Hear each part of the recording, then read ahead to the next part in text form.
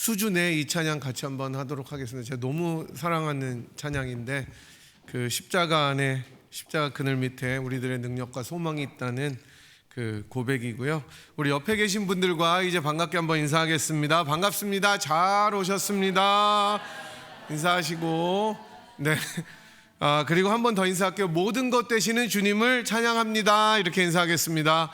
모든 것 되시는 주님을 찬양합니다. 오늘 조선미 권사님이 안 계시니까 저한테 인사하는 분은 단 한 분도 안 계시기 때문에 메릴랜드로 출타하신다고 어제 연락이 오셨습니다. 지난 주일에 다행히 저희가 예배를 드린 다음에 폭설이 왔습니다. 많이 왔어요. 많이 왔고 정말 이번 겨울의 마지막 눈이었으면 좋겠습니다. 원래 오늘도 또 온다 그랬는데 오늘은 날씨가 따뜻합니다.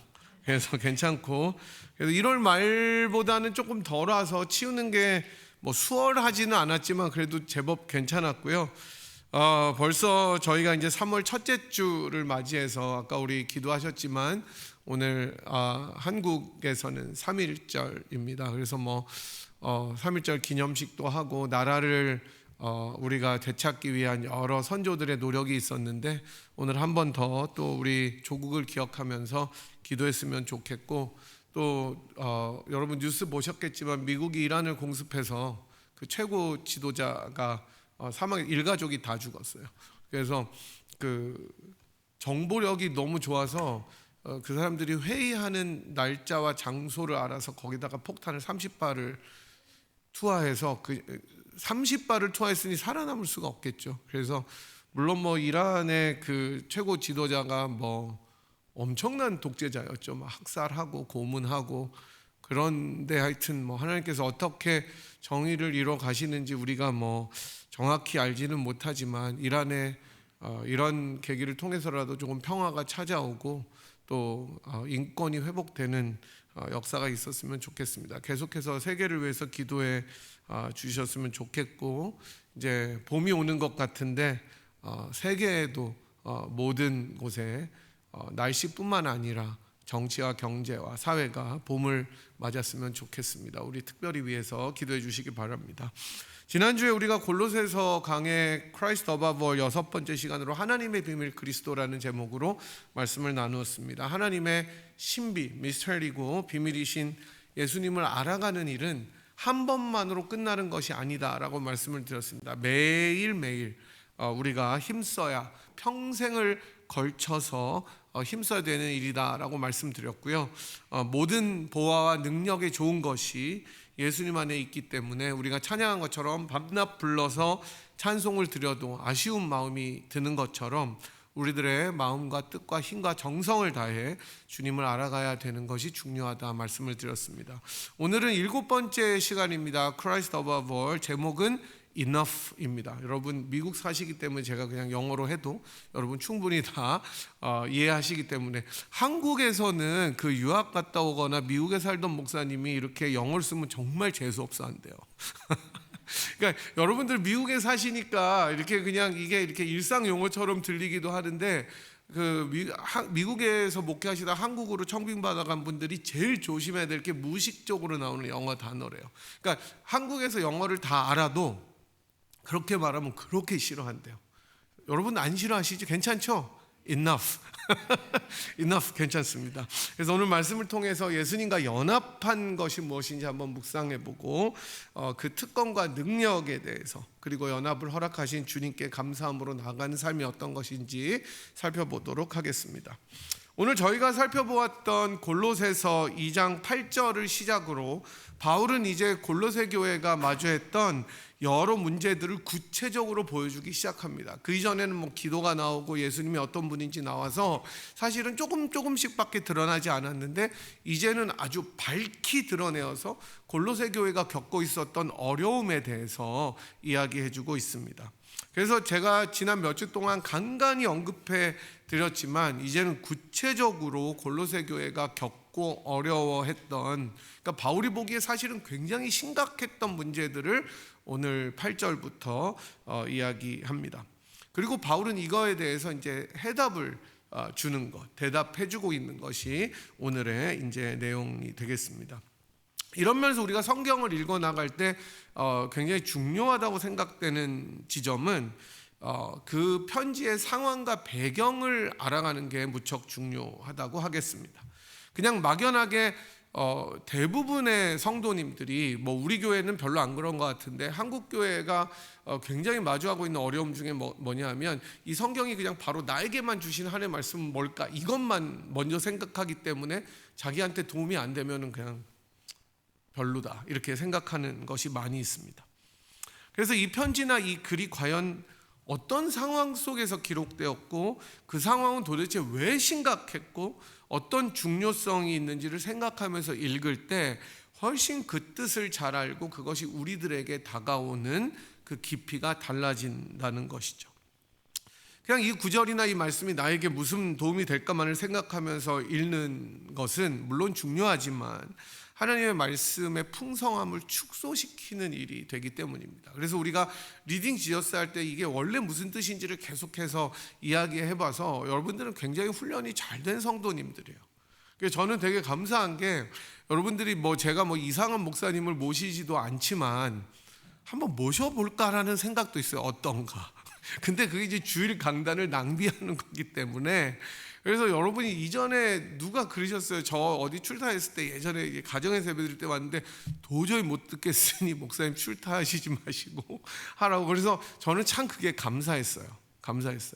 그러니까 이런 그 상황들을 잘 알고 또 논리적으로 잘 맞게 우리가 말씀을 생각하는 것이 굉장히 중요한 일입니다. 실제 우리가 보는 이 편지 골로새서는 그냥 공중에 붕 떠 있는 말씀이 아니죠. 실제 교회들, 그다음에 실제 성도님들, 실제 살았던 사람들, 실제 위기 속에서 기록된 말씀이에요.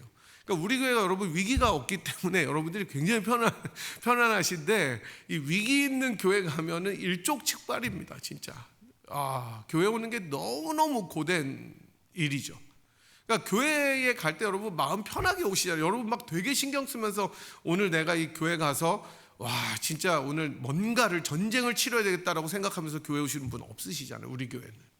근데 교회가 위기를 맞고 어려움이 있으면은 결단을 하고 가야 돼요. 내가 갈 때 전투태세를 가지고 오늘 누가 나를 해하지 않을까, 오늘 또 그 인간을 보면은 내가 어떻게 대응해야 될까.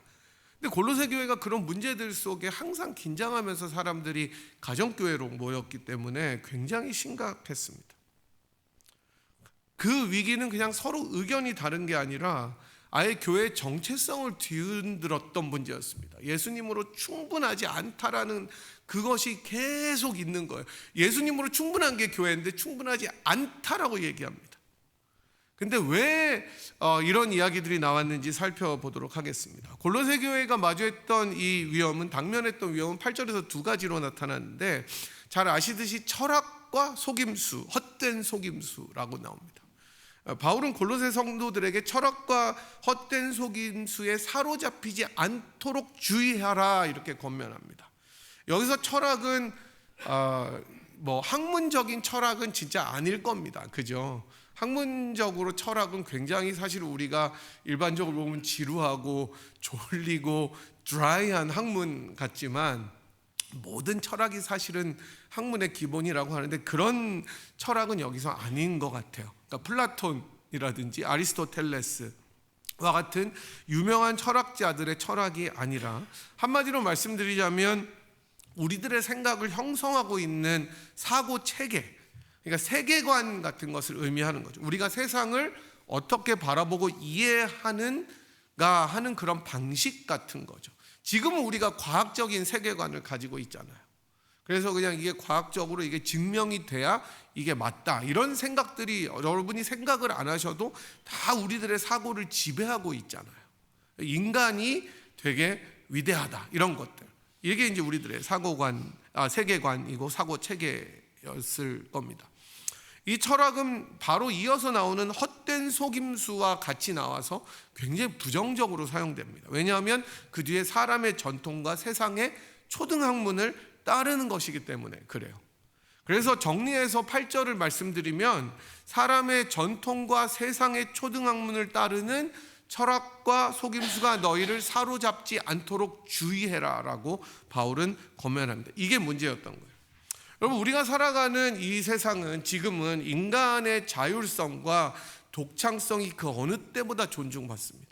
뭔가 새롭고 독창적인 것을 발표하면 다 주목을 받아요. 그래서 스티븐 잡스 같은 사람이 선구자고 뭔가를 새롭게 내놓으면 다 주목을 받습니다. 여러분, 이제는 인공지능 AI가 더 이상 새롭지 않죠. 그거를 얼마나 더 활용을 잘 하느냐가 이제는 관건이 됐습니다. 뭔가 또 새로 나올 수 있어요. 그래서 AI가 여러분 수백 개가 있는데 그 중에서 사람들이 이제 골라서 쓰고 그거를 어떻게 더 잘 독창적으로 해내느냐가 문제인 시대가 되었습니다. 여러분, 제가 몇 주 전에도 말씀드렸듯이 세속 시대, secular age라는 것은 더 이상 하나님이 절대적인 가치가 아니라 인간들의 한 선택지로 여겨질 때라고 했습니다. 지금이 그래서 세속 시대죠. 사람이 당연히 존중받고 귀하게 여겨야 될 존재임은 우리가 부인할 수 없지만 하나님을 떠나서 그렇게 될 때는 아무런 의미가 없다고 성경은 분명히 이야기합니다. 본문에서도 사람의 전통은 뒤에서 나오는 그리스도를 따름이 아니다와 대조되어서 굉장히 부정적으로 사용됩니다. 그리스도를 따르지 않고 예수님과 관계없는 사람의 전통과 세상의 초등학문에 기반을 둔 세계관은 그야말로 성도들을 기만하는 세계관이 되기 때문입니다. 세상의 초등학문은 그럼 뭘까요? 여러분도 아시겠지만 바울이 초등학문이라고 하는 거는 2 더하기 2는 4 이런 게 아닐 겁니다. 예수님과 비교해서 세상에 있는 지식들, 학문들, 원리들을 이야기할 겁니다.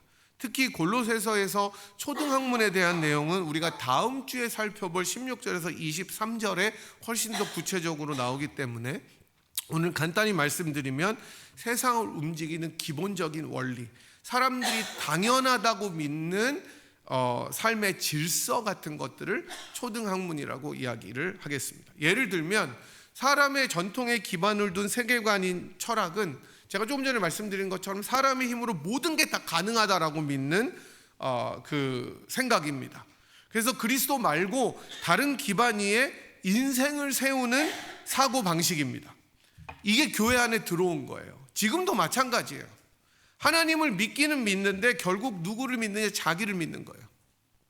자기가 가진 지식들, 자기가 가진 재물들, 자기가 가진 경험으로 살아가는 거예요. 그래, 나 교회 다닌다, 주님 믿는다. 하지만 인생에 정말 필요한 것은 뭐니 해도 뭐예요? 머니다라고 믿는 겁니다. 또는 내 경험으로 볼 때는 이게 훨씬 맞아라고 이야기합니다.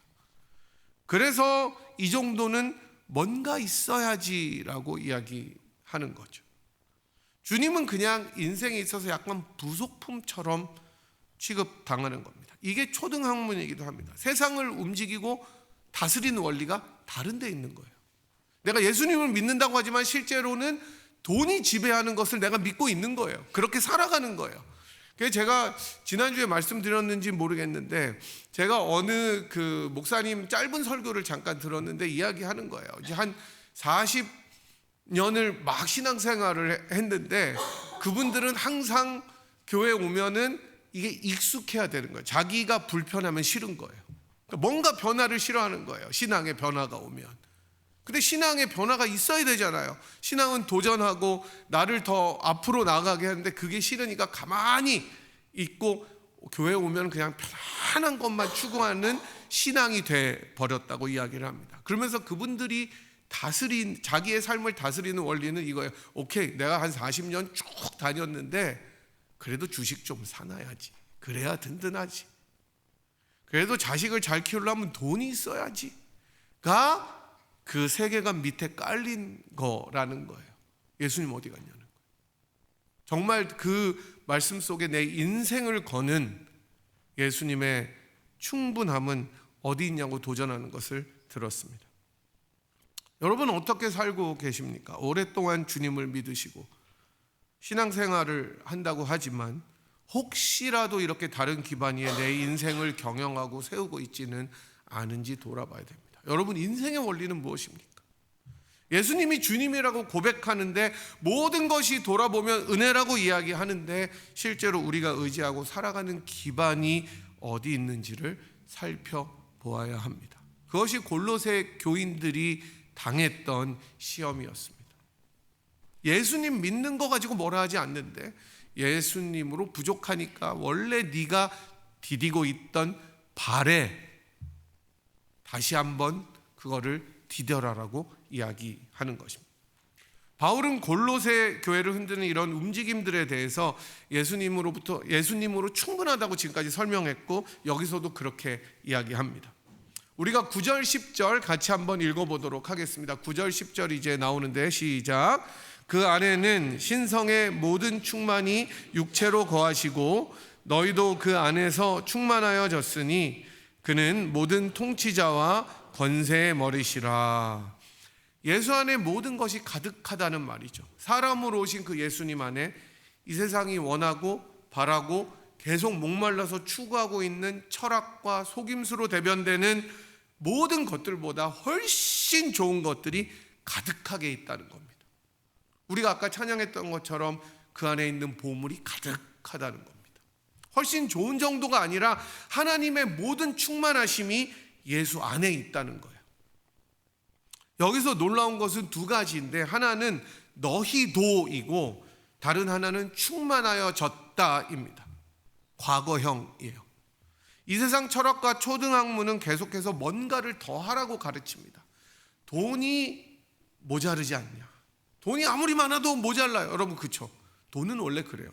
제가 되게 잘 사는 분을 아시는데 그분이랑 만나서 이전에 이야기를 하다가 저한테 그래요. 목사님, 돈이 많아도요 맨날 부족해요. 버젯이 달라서.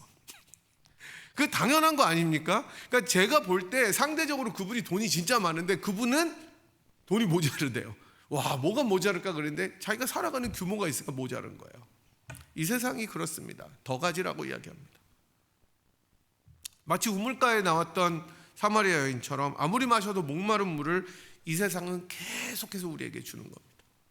진정한 해갈이 없이 계속 마셔야 그때만 잠시 갈증이 없어질 뿐이지 계속해서 목마르는 물을 이 세상은 제공합니다. 그게 명예고 그게 돈이고 그게 권력이고 그게 이 세상의 세계관이고 초등학문입니다. 그래서 불안한 겁니다. 불안해요. 하지만 바울은 예수 안에 충만하게 완벽하게 충만한 것을 우리가 소유했다고 이야기하면서 부족할 것이 없다라고 말씀합니다. 바울이 여기서 만약에 자 부족한 게 없어 아멘 하고 끝냈으면 저는 참 서운했을 것 같습니다. 그냥 충만하구나, 이 세상의 모든 것들보다 예수 안에 있으니 좋구나, 이렇게 훈훈하기는 하지만 뭔가 찝찝해요. 뭔가 부족한 것 같아요. 그래서 바울은 이어지는 11절부터 15절까지 자기가 많은 편지들을 통해서 제일 중요하고 제일 멋지다고 생각해 왔던 이 개념인 그리스도와의 연합에 대해서 이야기합니다. 제가 신학교 다닐 때 한 교수님은 그분이 지금 이제 90이 넘으셨는데 진짜 웃긴 분이에요. 중세 교회사에서 종교개혁으로 넘어갈 때 이 개혁이 일어나는 거잖아요. 근데 그분이 중세교회사를 가르쳤는데 마지막 시간에 그 종교개혁자들이 입는 가운을 입고 들어오셨어요, 강의에. 양복을 맨날 입고 들어가서 우리가 저분이 오늘 졸업식도 아닌데 왜 저 가운을 입고 들어왔지? 그랬더니 이게 오늘 엔드 오브 미들 에이지다. 오늘 중세시대가 끝나는 날이기 때문에 내가 이걸 들었고 다음 학기에 니네들이 들을 때 종교개혁을 들으라고 그렇게 아주 위트 있는 분이었어요. 정말 재밌었어요. 근데 그분이 하셨던 말 중에 저는 아직도 기억나는 게 너네들이 시험에 답을 쓸 때 아무리 답을 잘 써도 99점. 그러나 그리스도와의 연합이라는 단어가 들어가면 100점. 이렇게 이야기해서 공부를 안 한 애들도 그리스도와의 연합은 다 썼습니다. 그 정도로 중요한 개념인 거예요. 바울 서신에서. 그리스도의 연합이라는 것은 12절에서 잘 설명되는데 저희 같이 한번 읽어보도록 하겠습니다. 너희가 세례로 그리스도와 함께 장사되고 또 죽은 자들 가운데서 그를 일으키신 하나님의 역사를 믿음으로 말미암아 그 안에서 함께 일으키심을 받았느니라. 이 12절은 정말 똑같이 로마서 6장 3절에서 5절과도 병행을 이룹니다. 우리 같이 로마서도 읽어볼게요. 무릇 그리스도 예수와 합하여 세례를 받은 우리는 그의 죽으심과 합하여 세례를 받은 줄을 알지 못하느냐. 그러므로 우리가 그의 죽으심과 합하여 세례를 받음으로 그와 함께 장사되었나니 이는 아버지의 영광으로 말미암아 그리스도를 죽은 자 가운데서 살리심과 같이 우리로 또한 생명 가운데서 행하게 하려 함이라. 만일 우리가 그의 죽으심과 같은 모양으로 연합한 자가 되었으면 또한 그의 부활과 같은 모양으로 연합한 자도 되리라. 아멘. 여러분이 그리스도와의 연합을 어디서 나오느냐 그러면 이 두 군데만 찾으면 됩니다. 아예 그냥 연합이라고 이야기하기 때문입니다. 그리스도와 연합한다는 말은 우리가 예수님을 믿을 때 성령 하나님께서 우리를 그리스도와 하나 되게 묶어주는 신비한 연합을 이야기합니다. 그래서 그분의 죽음이 나의 죽음이 되고 그의 부활이 나의 부활이 되는 거예요. 세례는 내가 그렇게 주님과 하나 되고 연합됨을 외적으로 알리는 증거가 되는 건데, 본문과 로마서에서는 단지 우리가 성례로 성부와 성자와 성령님으로 세례를 주노라 아멘 같은 세례식을 말하는 것뿐만 아니라 진짜 죽고 사는 것처럼, 세례 받을 때 여러분 물에 들어가잖아요. 이게 뭐를 의미하는 거예요? 죽음, 그죠? 다시 올라오는 거는 부활. 이 침례처럼 우리가 죽고 사는 것을 이야기합니다. 그래서 그리스도와 연합은 우리가 주님과 한 몸이 되었다는 것을 의미합니다. 그래서 바울은 10절을 이야기했던 거예요. 그 안에서 너희도 그 안에서 충만하여졌다. 이미 과거형이라는 거예요. 그러니까 예수님이 충만한 것처럼 우리도 하나님의 충만함을 이미 가졌다는 거예요. 예수님과 하나가 되었기 때문에. 그러니까 더 이상 필요한 것이 없다라고 이야기하는 겁니다. 여러분, 이게 사실 진짜 놀라운 일입니다. 그렇게 충만함을 가졌으니 이 세상의 철학이나 초등학문이 사로잡지 않게 주의하라는 거예요. 여기서 사로잡는다는 말은 되게 재밌게 영어 번역을 했는데, 유괴하다. 여러분, 유괴범 아시죠? 옛날에 진짜 유괴범 많았던 것 같아요. 한국에 저 어렸을 때. 그래서 저 밖에 나가면 저희 어머니나 아버지가 맨날 낯선 사람 따라가지 말라고. 근데 어디가 그렇게 맨날 그 납치하는 거잖아요, 아이를. 그래서 유괴한다, 납치한다라고 했으니까 우리가 그리스도와 연합하였다는 사실을 잊어버리면, 그게 그렇게까지 마음에 와닿지 않고 피상적일 때 이 세상의 것들이 우리들을 낚아채서 자기 영역으로 데리고 간다는 말입니다. 눈 깜짝할 새에 데리러 가는 거예요. 왜냐하면 달콤하잖아요. 그 유괴범들이 뭘 가지고 아이들을 꼬십니까? 사탕, 단 거, 이런 거 있잖아요. 아저씨가 과자 사줄게. 그럴 때 멍한 애들은 따라가는 거예요. 여러분한테 뭐 국밥이에요? 국밥 사줄게. 그럼 따라갑니까? 이 세상에 있는 것들이 여러분들을 유혹합니다. 자, 이게 제일 좋지 않아? 그래서 따라가면 사로잡히는 겁니다. 바울은 그렇게 그리스도와 하나 된 연합된 성도들, 함께 죽고 장사되어 살게 된 신자들에게 주어진 놀라운 특권을 말하면서 오늘 본문을 마칩니다. 너희들이 이런 것들이 있으니까 충분하다는 거예요. 그래서 enough 하다는 겁니다. 그리스도의 연합은 여러분 진짜 추상적이고 이론적인 개념이 아닙니다. 만약 그렇다면 그냥 공허하게 공중을 치는 이야기가 될 거 아닙니까? 그러나 절대로 그렇지 않습니다. 그리스도와 연합은 신자들을 실제적으로 구체적으로 살아가게 하는 능력이 됩니다. 바울은 그래서 할례에 대해서 이야기합니다. 할례는 여러분이 잘 아시다시피 태어난 지 8일 만에 유대인 남자 아이들이 지켜야 하는 의식이었습니다. 언약을 지키는 의식이었어요. 유대인 남자 아이들이면 누구나 율법에 의해서 할례를 받아야 됐어요. 이게 택하신 백성, 선민의 표지고 의무였습니다. 할례 받지 않은 이방인들과 구별되는 증거였어요. 하나님 백성으로서 중요한 약속의 표지였어요.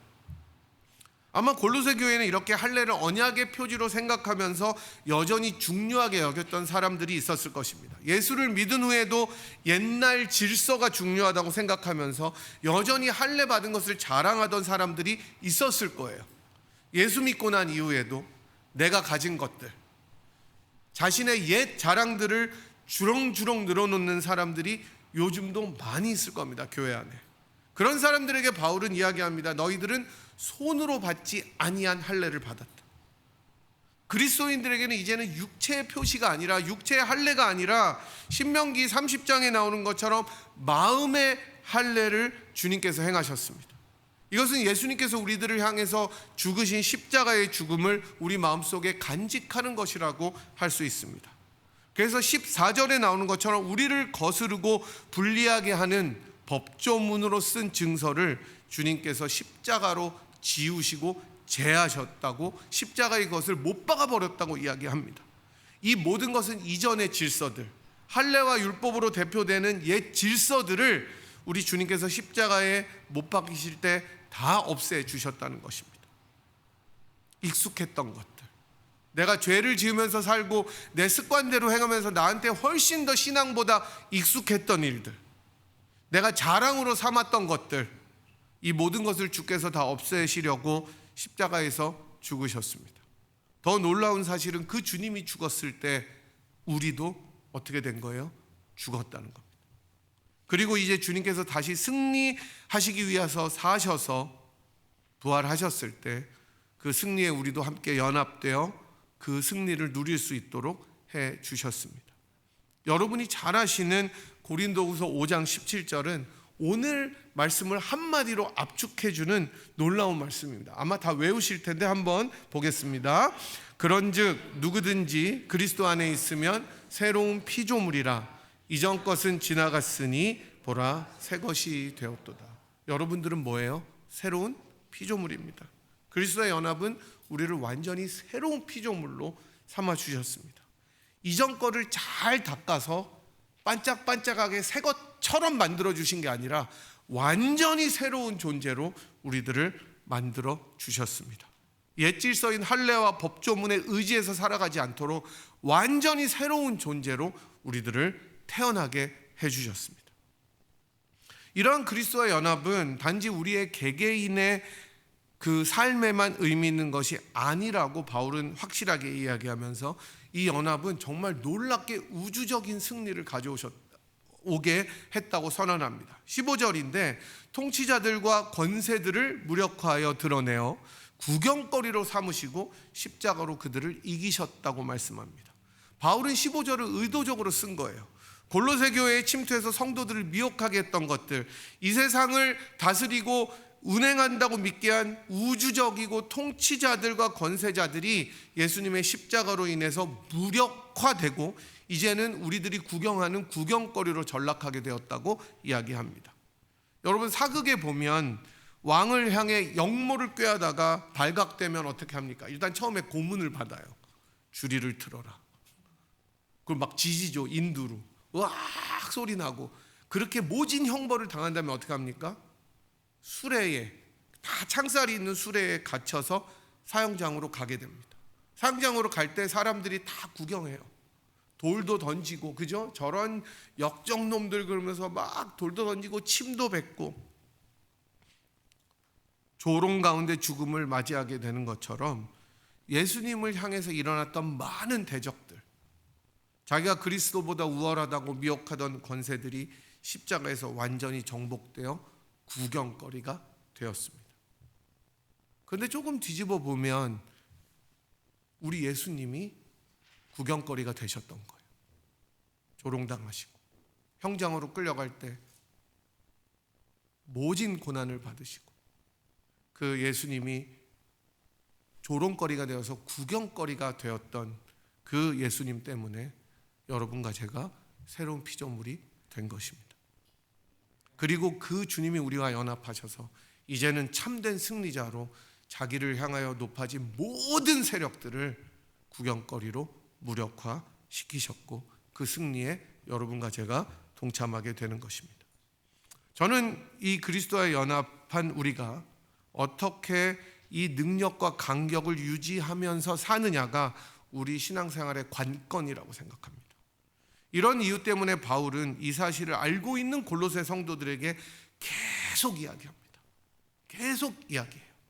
그래서 저희가 오늘 시를 하나 이렇게 따왔는데 제가 되게 좋아하는 시예요. 류시화라는 시인의 시 중에 제목이 되게 마음이 설렙니다. 그대가 곁에 있어도 뭐요? 나는 그대가 그립다. 곁에 있는데 그리워요. 자, 우리 같이 한번 읽어볼까요? 여러분, 이 시를 제가 읽으면 감상이 잘 안 살아나기 때문에 여러분이 한번 읽으면서 같이 한번 좀 느껴보시기 바랍니다. 시작. 물속에는 물만 있는 것이 아니다. 하늘에는 그 하늘만 있는 것이 아니다. 그리고 내 안에는 나만이 있는 것이 아니다. 내 안에 있는 이여, 내 안에서 나를 흔드는 이여, 물처럼 하늘처럼 내 깊은 곳 흘러서 은밀한 내 꿈과 만나는 이여, 그대가 곁에 있어도 나는 그대가 그립다. 여러분, 여러분의 배우자를 보시면서 이런 고백을 한번 하시기를 바랍니다. 네, 황인균 집사님만 하셨는데 다른 분들은 이 시를 읽고 음미해 보면서 저는 이게 비결 가운데 하나라고 생각했습니다. 제목처럼 그대가 곁에 있어도 나는 그대가 그립다라는 것이 비결입니다. 이걸 찬송가의 버전으로 말씀드리면 우리가 아까 찬양했던 것처럼 구주를 생각만 해도 내 마음이 좋거든. 주 얼굴 배울 때야 얼마나 좋으랴. 모든 것 가운데 충만하신 만왕의 왕이시고 만주의 주가 되신 예수님이 우리를 자신과 연합하게 하셔서 구속하셨을 뿐만 아니라 옛 질서들로부터 자유롭게 하시고 새로운 피조물로 삼아주신 것, 그뿐만 아니라 우주적으로 위대한 승리를 허락하신 것을 매일매일 깨달아 알아가셨으면 좋겠습니다. 매일매일 내가 십자가에 더 가까이 가서 그 연합을 주신 은혜를 기억하십시오. 주님이 늘 내 옆에 계시지만 그래도 나는 주님이 그리워서 바울처럼 얼굴과 얼굴을 맞대고 볼 것을 소망해야 되는 것입니다. 사랑하는 여러분, 한 주를 이렇게 한번 살아보십시오. 뭔가가 여러분을 흔들 때 문제가 더 크게 보이잖아요. 항상 그때 주님은 뒤로 가 있잖아요. 그래서 내가 불안할 때, 뭔가 something 부족하다고 느낄 때 여러분 고백하십시오. 나는 이미 그리스도와 연합하였다. 한번 해보십시오. 나는 이미 그리스도와 연합하였다. 난 이미 그리스도와 연합하였다. 나는 이미 충만하다. 나는 이미 충만하다. 나는 이미 새로운 피조물이다. 이미 새로운 피조물이다. 이렇게 선포하십시오. 직장에서, 가정에서, 경제적인 계산 앞에서, 자녀 문제 앞에서, 건강 문제 앞에서 초등학문의 목소리가 들릴 것입니다. 더 가져야 한다. 더 올라가야 된다. 이 정도는 있어야 된다. 그때마다 십자가를 기억하십시오. 법조문이 못 박혔습니다. 권세가 무력화되었습니다. 여러분은 패배자가 아니라 승리하신 만왕의 왕이신 주님과 연합된 자입니다. 그리고 매일 한 번은 십자가 앞에 의도적으로라도 머무르십시오. 짧은 기도라도 괜찮습니다. 찬송 한 곡이라도 괜찮습니다. 말씀 한 구절이라도 괜찮습니다. 그 연합을 기억하십시오. 그것이 연합의 능력을 유지하는 길입니다. 여러분, 옛 질서가 여러분을 사로잡지 않도록 귀를 닫으십시오. 그것은 때로는 달콤한 것처럼, 나를 잘되게 하는 것처럼 보여도 결국은 우리들을 넘어지게 합니다. 우리들을 연합의 띠로 묶으신 성령 하나님을 의지해서 그리스도를 붙잡아야 하는 것입니다. 이미 우리와 하나 되신 예수님께서 우리들의 인생을 인도하시기 때문입니다. 지금까지 돌아보면 그렇게 인도함을 받았습니다. 왜냐하면 그 주님은 우리들의 모든 것이 되시기 때문이에요. 그리고 자기의 모든 것을 들여서 우리들을 사셨기 때문입니다. 그 주님을 보고 또 봐도 보고 싶고, 부르고 불러도 또 부르고 싶은 마음을 달라고 간절히 소망하고 기도하십시오. 참 보배 되신 그분 앞에 있는, 그분 안에 있는 충만을 누리게 해달라고 기도하십시오. 이런 우리의 인생이 되기를 좋으신 주님의 이름으로 간절히 축복합니다. 이제 자리에서 일어나셔서 우리 아까 예배 전에 불렀던 약할 때 강함 대신에 찬양할 텐데, 주 안에 있는 보물, 쓰러진 나를 세우고 나의 빈잔을 채우시는 우리들의 모든 것 되시는 주님을 우리들의 마음 다해 한번 찬양하도록 하겠습니다.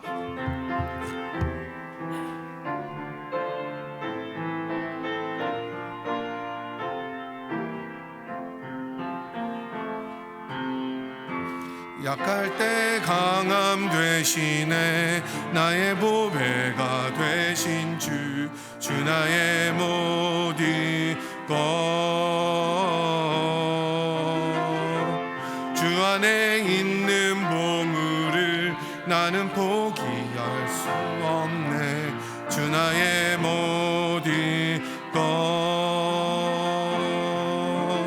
예수 어린 양 존귀한 이름. 예수 어린 양 존귀한 이름. 십자가 죄사하셨네. 십자가 죄사하셨네.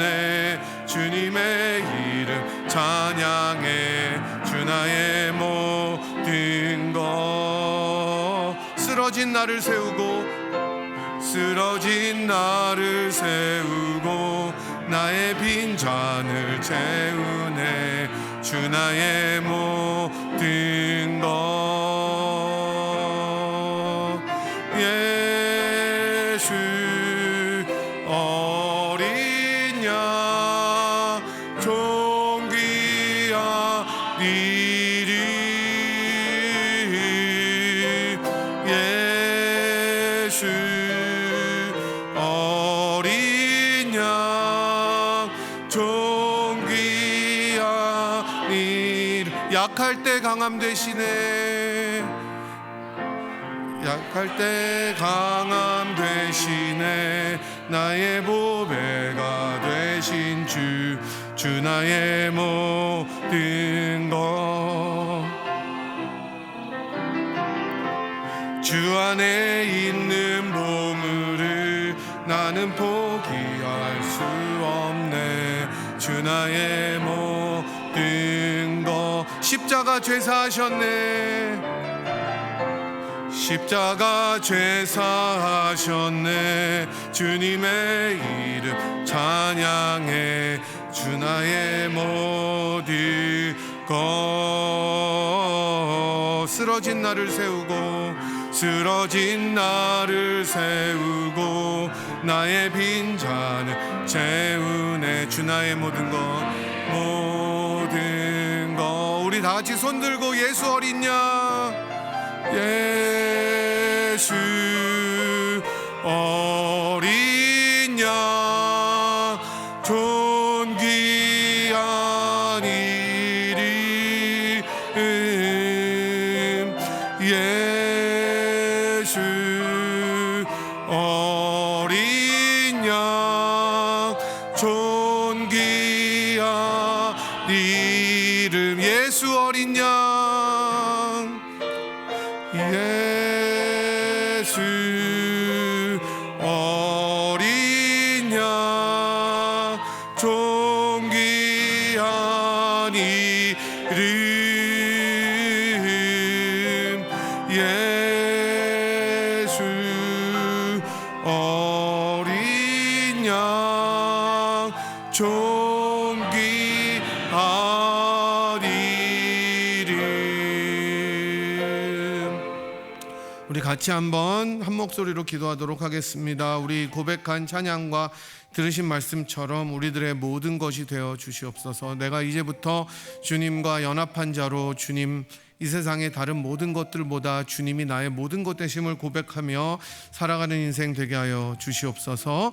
그 주님이 자기의 모든 것을 바쳐 우리들을 모든 것으로 삼아주신 그 은혜를 기억하며 주님의 이름 찬양하며 예수 어린 양 존귀한 이름이 나의 인생의 모든 것이 될 수 있는 그런 저희들의 인생 되도록, 저희들의 자녀들의 인생이 되도록, 우리 교회가 될 수 있도록 우리 주님 한번 크게 외치고 주 앞에 이 제목으로 기도하도록 하겠습니다. 주여!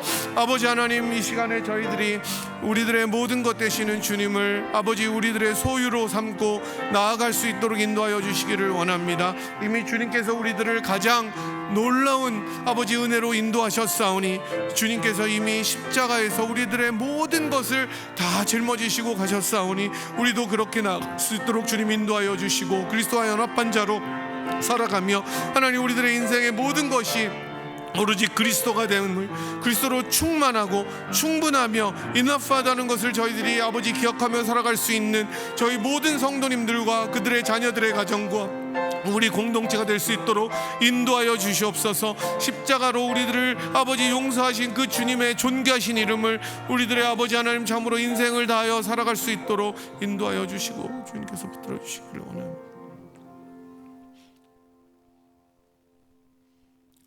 주님이 친히 이 땅에 오셔서 조롱거리가 되시고 구경거리가 되심으로 우리들을 십자가의 은혜로 사하여 주시고 새로운 피조물로 거듭나게 하심을 감사를 드립니다. 우리들을 자신의 모든 것으로 여기셔서 목숨을 주시기까지 사랑하신 그 하나님의 놀라우신 은혜 앞에, 그리스도의 십자가 앞에 우리가 다시 한번 감격하여 주님과 연합된 자로 주님을 우리들의 모든 것으로 알고 살아가기로 결단하였습니다. 하나님, 저희들의 인생을 인도하여 주셔서 세상의 철학과 초등학문의 소리가 저희들을 불안하게 하고 흔들리게 할 때 다시 한번 그리스도와 연합되고 하나 되었음을 확인하며 예수 존귀하신 그 어린 양이 우리들의 모든 것 되심을 고백하며 살아가는 우리들의 인생이 되도록 은총을 내려 주시옵소서. 지금은 우리들의 모든 것 되시는 우리 구주 예수 그리스도의 무한하신 은혜와 그 아들을 아끼지 아니하시고 우리 모두를 위하여 내어주신 하나님 아버지의 극진하신 사랑하심과 성령 하나님의 위로교통 충만하심이 예수 그리스도 안에 있는 모든 보물을 소유한 자로, 그리스도와 연합한 자로 주님을 우리들의 인생의 가장 존귀한 분으로 여기고 그것을 나타내며 살아가기로 결단하고 돌아가는 이 자리에 함께한 주의 백성들 한 분 한 분 머리 위에와 그들의 자녀들과 가정과 또 우리 공동체 위에, 사랑하는 분야일 재단 위에 지금부터 영원토록 함께 하시기를 간절히 축원하옵나이다. 아멘.